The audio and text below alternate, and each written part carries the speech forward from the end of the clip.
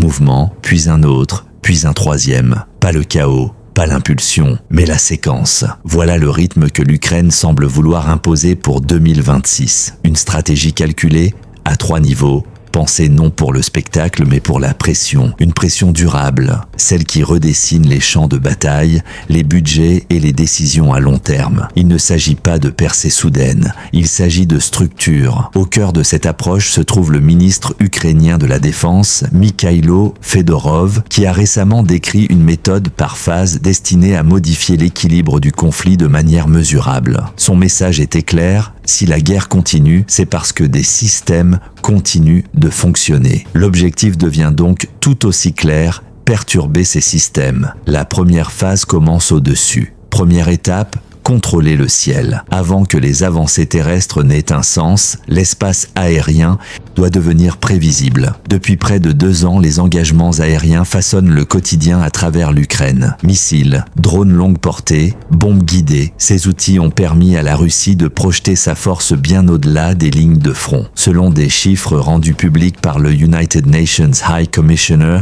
for Human Rights, des dizaines de milliers de victimes civiles ont été recensées depuis le début de l'invasion. Toutes ne sont pas liées aux opérations aériennes, mais nombre d'entre elles le sont. Infrastructures énergétiques, quartiers résidentiels, sites industriels, les frappes répétées ont mis à rude épreuve le moral comme les ressources. En janvier seulement, les lancements de missiles balistiques ont atteint l'un de leurs niveaux mensuels les plus élevés depuis le début du conflit. Des essaims de drones ont suivi. Des bombes aériennes guidées ont été déployées en grand nombre. Le schéma était limpide: saturer les défenses par le volume. Le premier objectif de l'Ukraine devient alors mathématique: détecter presque chaque menace aérienne entrante en temps réel et en intercepter l'écrasante majorité. Fedorov a décrit la création d'un réseau de défense aérienne en couche qualifié de léger, une structure fondée non seulement sur des systèmes de missiles traditionnels, mais aussi sur l'évolutivité. Et c'est là que l'équation change. Au lieu de répondre à des drones d'attaque à bas coût par des missiles d'interception onéreux, l'Ukraine a élargi la production de drones intercepteurs, des unités agiles et peu coûteuses capables de neutraliser les menaces entrantes à une fraction du prix. Si un drone d'attaque coûte environ $35 000 à produire et qu'un intercepteur coûte entre $3 000 et $5 000,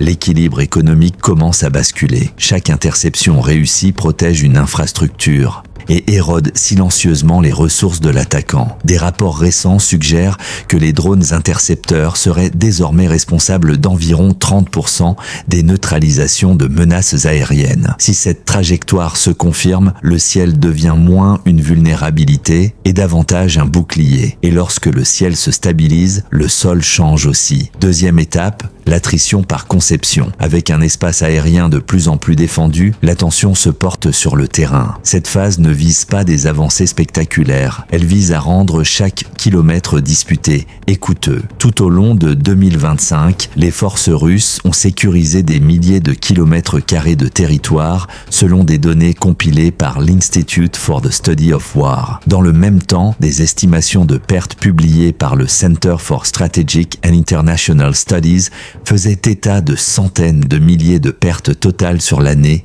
incluant blessés, capturés et personnel retirés du champ de bataille. Lorsque les analystes divisent les gains territoriaux par les estimations de pertes, une image apparaît: environ 86 pertes par kilomètre carré conquis en 2025. Le seuil évoqué par Fedorov, plus du double. La logique stratégique est brutale mais simple. Si le coût humain et matériel par kilomètre augmente suffisamment, les avancées deviennent stratégiquement insoutenables. Les premières données de 2026 laissent entrevoir une hausse progressive de ce ratio. Les évolutions territoriales de janvier, croisées avec des estimations de pertes rapportées par des médias comme Al Jazeera, suggèrent que le coût par kilomètre carré pourrait déjà dépasser 110 lorsque l'on prend en compte l'ensemble des pertes, encore loin de 200, mais en mouvement. Le concept dépasse la seule question des effectifs. Les équipements détruits, véhicules blindés, systèmes d'artillerie, convois, logistique,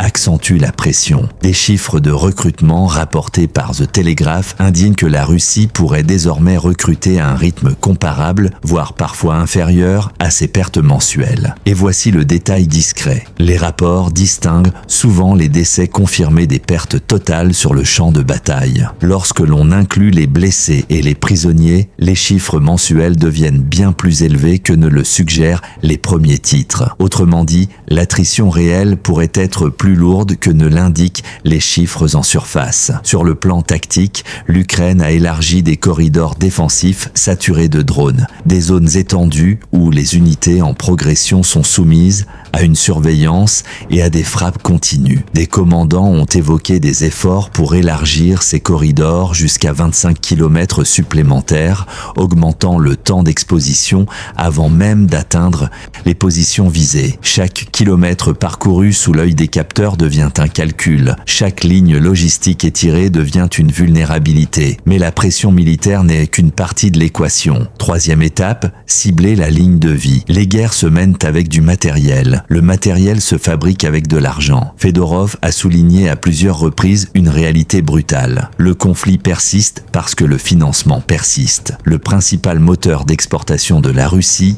le pétrole, reste central dans ce financement. Malgré les sanctions, un réseau souvent désigné comme la flotte fantôme continue d'acheminer du brut à l'échelle mondiale. Des estimations relayées par United 24 Médias suggèrent que cette flotte pourrait compter plus de 1200 pétroliers vieillissants, responsables du transport d'environ 2/3 des exportations maritimes de pétrole russe. Le Center for Strategic and International Studies estime que ce commerce génère des dizaines de milliards de dollars par an. Ces revenus soutiennent les achats d'équipements, les incitations au recrutement et la production industrielle. Éliminer directement une telle flotte est irréaliste. Les navires sont nombreux. Les structures de propriété sont opaques. Les pavillons changent fréquemment. La stratégie se déplace donc vers la coordination. Application plus stricte des sanctions, surveillance maritime renforcée, saisie ciblée, fermeture des failles réglementaires. Le Royal United Services Institute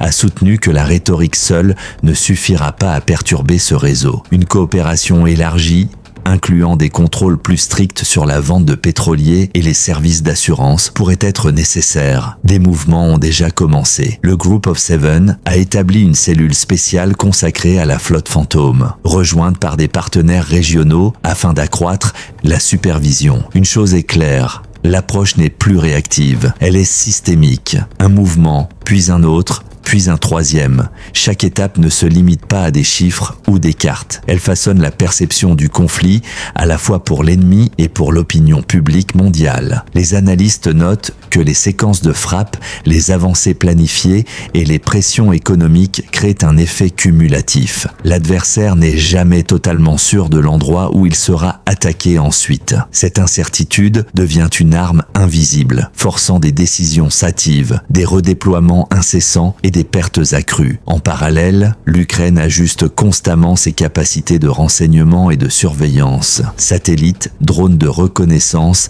et réseaux de renseignements humains fonctionnent comme un écosystème intégré. Chaque donnée, chaque signal intercepté alimente la prochaine phase d'action. Et si vous, Crypto, souhaitez continuer à suivre l'évolution de ces calculs, des taux d'interception au point de pression économique, assurez-vous de rester abonné, car le prochain chapitre de cette stratégie en cours pourrait être moins une question de bruit et davantage une question de chiffres.